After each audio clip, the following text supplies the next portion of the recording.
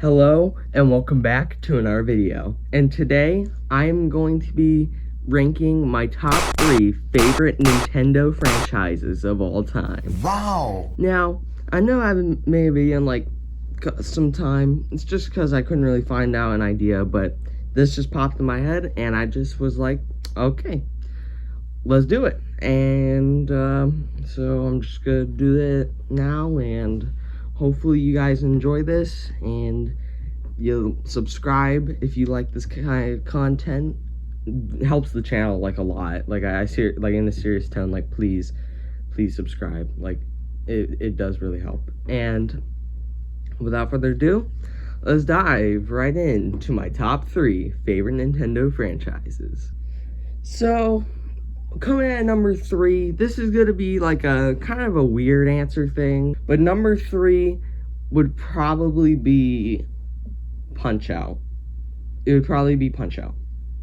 And I should have probably said this at the intro, but these top 3 I have are very underutilized Nintendo franchises, like really like not as popular ones, and that's Punch-Out. Punch-Out's here. Punch-Out is not one of the popular franchises. There's only like, what is it, like 3 games or something? Nope. But this game is just so much fun. The gameplay is so like, it's kind of like a easy to pick up, hard to master, but these games can get brutally difficult, and it's like it gets no joke, and like you'll get whooped if you like don't practice, and it gets like easy at the beginning and then it gets harder and harder and harder the farther you go in the game, the farther you go into the game. And honestly, since there's only like 3 games, I definitely miss this type of gameplay because it's just so fun and it's really hard, and I do like hard games, and it is really fun.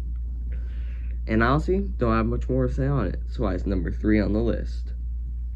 And then at number 2 here, we got Kid Icarus. Again, another series that isn't as popular. I have this series here basically because of the newest one, Kid Icarus Uprising for the Nintendo 3DS.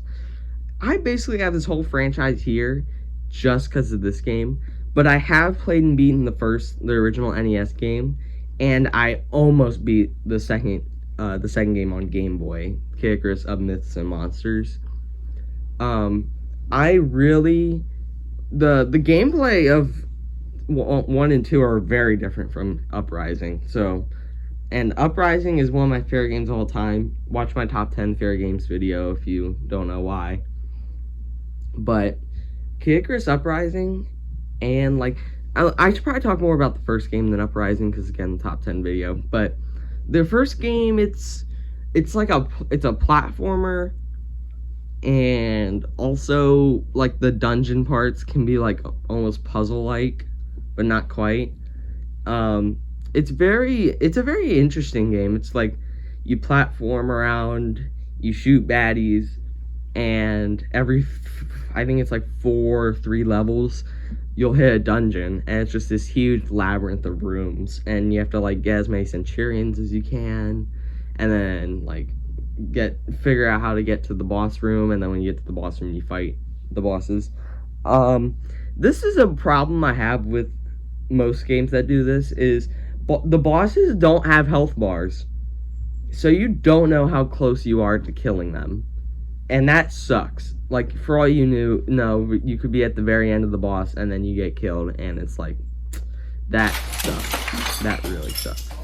And that's a big reason why I didn't beat the second one, because I was at like the second to last boss, like right before Medusa, I think. The boss sucks because it's a tiny room and it's this big flying dragon flying around. It's so hard to avoid its fireball attack, and there's no health bar. And it's almost impossible. Like, I can't do it. But what I did play that game was really fun, actually. And then, of course, Uprising, fantastic. I think it's a 10 out of 10 game. But that is why Kid Icarus is number 2 on the list. And then coming in as my favorite Nintendo franchise of all time, it's gotta be the Mother franchise. This is my favorite like Nintendo franchise. So I like this more in Mario. I like this more in Zelda. I like this more in Metroid. I like this more in Kirby. I like this more than like Star Fox or any of those. I like this the most because this game is actually these games, yeah, like all three of these games, like all these games are actually so good. They are. I think all three of these are like really good to like some of the best games I've ever played. Like Mother 1, and I should probably say this as a side note. I have beaten all three of these games, so I've played through the whole Mother franchise on NSO for the first two, and then I got a English fan translation of Mother 3 for the GBA, and I did, or the GB, the Game Boy, and then I did play and beat it, which was fantastic. But Mother 1, I don't know, I do really enjoy this game when I played it, but I didn't really feel like I had to replay it anytime soon. I feel like the color palette for the NES was kind of limited, so most of the world is like one color, and every building you go into has this weird tan color everywhere. I think I don't know, it's kind of weird. It's kind of like weird looking. And the gameplay itself doesn't have the really cool dial health system to where it'll roll down and you can save yourself in time. Almost like a hint of action in there to where you have to like actually have good reaction time. And the world itself, I thought it was fun enough to run around in, and the stories were pretty good. There's the final area in the game, Mount Itoy. I actually hate this place. I actually think it's one of the worst things I've ever done in gaming. I hated it. I hated Itoy Mountain, like Mount Itoy, I don't remember, but it sucks because I'm pretty sure Shigesato Itoy and his team were literally, like, the game was scheduled to come out, like, very soon, so they didn't even, like, balance that area. So there are these enemies called Omega Borgs, and they will come in like numbers of 3, and they hurt a lot. They hurt a lot. And without the NSO rewind feature, I would have never beaten this game. And also the tunnel of caves, bro. I hate this. It's just everything's the same color, so everything looks the same. And then like every 2 steps, you run into Starman Supers, which are like blue in this game, I think. And yeah, that end place was not a fun time. And getting some of the music notes was kind of random. Like there's a random singing cactus in the desert, and then no one talks about it. But overall, I enjoyed it somewhat. The end area sucks, but everything else was fine. And then we get to Earthbound. Oof, this is a top 10er for me because for many reasons. The gameplay is so fun. Like, it's actually way too fun, to me at least. I know it's not like the most fun JRPG in the world, but it is very fun. The rolling dial system, I like that hint of action in there. It's kind of like Undertale's like moving your soul system, but it's the rolling dial system. I honestly think the music is fantastic. It's like unlike any video game music I've ever heard. The story is really good, and the themes are fantastic. I freaking love it, to where I think Gygus, the main villain, when you fight him, you kind of start to understand a little bit more, to where I think personally that Gygus stands for all the evil in just the real world, and then it's just this team of kids want to go like destroy the monster and save the world. And honestly, I kind of love that, actually. I really, really like that. And the side powers is fun. It's just basically their version of the magic system. And also the dialogue. all the dialogue, every line of dialogue in the game was made by Itoi. So everything is like really like a lot of the dialogue's like really funny, and but it's kind of like realistic funny. And like when you defeat that Leviathan in the ocean, the guy literally says, like the captain of the boat literally says, "I threw my slippers at the beast. Maybe you didn't notice." Like he tried to help by just throwing his slippers at it. I think that's pretty funny. Or my wife left me. I'm a lucky man. I think that's really funny. And also the end after you even beat Gygas, when you're like walking home through all the areas, literally every character has a different line of dialogue, and it's kind of like after what you did, you're just coming back like home and seeing all the effects it has happened. It has made all the effects that the thing has made. Could be taken for a lot of things, which I really like. And also, I'm trying to remember here. Haven't played this game in a minute. Yeah, I do have a couple nitpicks of this game actually. First of all, being when you're in battle, when you look at an item, like when you go to an item in the battle menu, there's no description, so you have to just remember what it is by when you're in the overworld. And the inventory system is one of the worst inventory systems I've ever seen in a game, to where after you use a key item and you should be done with it for the rest of the game, you're stuck keeping it and you can't throw it away. So you have to constantly pay money and get this delivery guy to take things for you, which really sucks. Like you're always picking things up later on.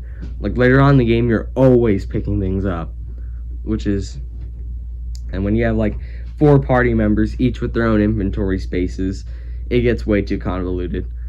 And honestly, this game is one of the best JRPGs I've ever played, and it is fantastic. And then we get to Mother 3. I'm sorry, guys, this video is starting to feel like a Mother retrospective or crap like that, but I have to talk about these ones the most because I love these games so much. Mother 3 is, again, watch my top 10 video. Again, you'll like, both these are on here. This game is my favorite in the series. I like it more than Earthbound, but Earthbound is still fantastic. Like, both of them are on my top 10. I think you'll know how much I like them after I say that. But Mother 3, it's hard to explain. It's really hard to explain. Like, this is a game I really just like felt out a lot of. And also the themes themselves are really cool. Everything with modernization, to where in the beginning parts it's like all natural and stuff, and then there's the time skip, and then Porky takes over, and there's like roads, and then everything changes, and this kid Porky controls everything in the world and has his own city, his own tower, and all that, which is very cool. I like the themes of that. I also really like the adventurous feel of it. I know Earthbound definitely had that, I just didn't mention it, but I feel like there's something's a little different about this one. I don't know, like you play as each character in each chapter before the time skip, and then after the time skip you play as Lucas, and then you're finding everyone and then putting them back together. I think that's really awesome. I actually really like that. And again, just like Earthbound, has a lot of the quirkiness, a lot of the charm, a lot of the funny dialogue, and the amazing final boss. And the music is also fantastic. Honestly, it is a lot like Earthbound in many ways, but there's a lot of things it does better. Like the inventory management, I remember being much better. I also remember there being descriptions in the battle menu. I think that's actually true. I think there is stuff in the battle menu. It does a lot of things better. There's this certain kind of like, it's almost like when you get, like, every area is amazing in this game. And also I found the difficulty to be fairly accurate. Like, most bosses are really hard, but it's not like so hard to where it's like you can't beat it in like I don't know, 5 tries maybe. There's a certain boss called the Barrier Trio that I was so mad at for a minute, but then I did eventually beat that. So, I don't know, take that for what you will. But honestly, I honestly think this is one of the best games ever made. And Shigesato Itoi went out to say that Mother 4 is real life. Mother 4 is just your actual life, which I like that. I like that. That's a good way to put it. But honestly, if Mother 4 actually did happen, I would lose my mind. If Mother 3 remake, like at this point, if you want to translate, officially translate and port Mother 3 over here, just make it a remake at this point. This game's almost like 20. It's almost like 20 years old. It's almost 20 years old. It's like 18 years old. This is an 18-year-old game. Please carry it. Like, come on, guys, come on. Make it a remake. Have Grezzo do it. The Link's Awakening remake. People, come on. It'll happen. It can happen. It can happen. But I definitely love this franchise very much, and I would be hyped for anything about it that comes over here. And that is why it is my favorite Nintendo franchise of all time. Well, if you're here in this timestamp, that means you have hit the end of the video. I thank you all for watching. Like, seriously, thank you. Like, I hope you really enjoyed this video. If you liked it, like the video. If you didn't dislike it, it's fine. It's fine. So please subscribe if you like my type of content and you want to help my channel out. It does mean a lot to me. And also comment down below, what is your favorite Nintendo franchise or franchises? I don't care what you put in, but I will, if you do comment down below, I will read it, and I just want to see what you have to say. And honestly, that's all from me, and I will see you in the next video. Bye-bye.